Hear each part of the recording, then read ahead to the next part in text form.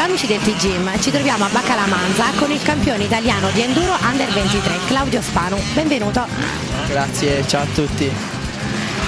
A che età hai iniziato a correre? Ho iniziato a 4 anni, mio padre mi ha trasferito la passione. Sappiamo che sei diventato campione italiano. Com'è andato l'anno scorso? L'anno scorso ho avuto fortuna e mi sono allenato tanto. Poi ho avuto la fortuna di avere un bel team che mi ha sostenuto e siamo riusciti a vincere il campionato italiano per la prima volta.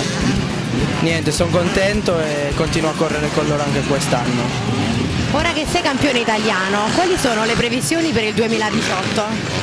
Beh, rivincere ancora il campionato italiano e cercare di far bene il campionato europeo, che ho concluso quarto l'anno scorso con qualche inconveniente e quest'anno si può battagliare per la vittoria.